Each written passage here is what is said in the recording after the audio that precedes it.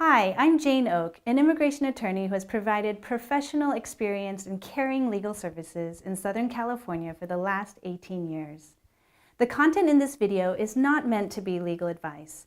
I'm just sharing my personal thoughts, opinions, and observations on what is happening in the field of immigration law and what I've been seeing in my law practice.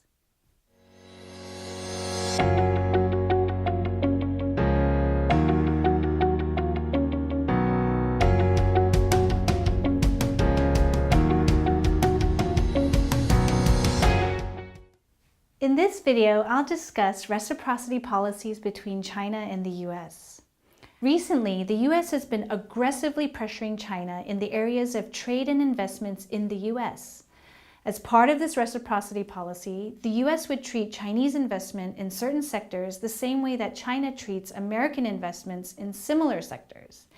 Essentially, and ironically, Chinese investors looking to invest in the US would need to prove that this kind of investment would be allowed not by the US government, but ultimately by their own Chinese government. Everyone observing the current trade face-off can guess that the Trump administration wants China to loosen its policy for US investors. Chinese investors invested almost $30 billion in the US in 2017, and that number is likely to increase now that China has stated that the annual $50,000 limit on outgoing money transfers from China will likely be lifted by the end of 2018. What does this mean for Chinese citizens wanting to immigrate to the US? To me, these reciprocity moves by the US government and the lifting of the $50,000 annual limit mean two things.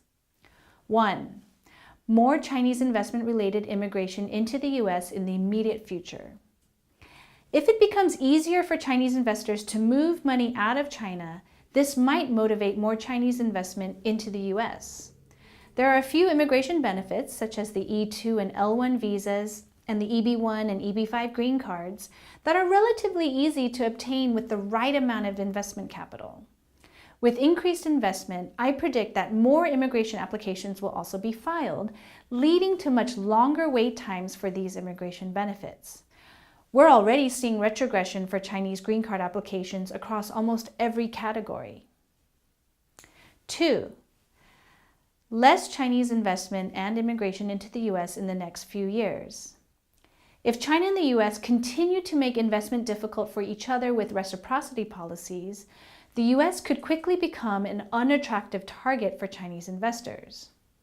The longer immigration wait times we're beginning to see could also make US immigration unattractive to Chinese investors in the next few years.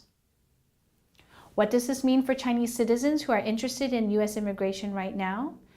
I think it means they should either prepare to file their immigration applications quickly before wait times become longer and investment policies become more unfriendly, or prepare to wait a few years before investment and immigration into the US becomes easier.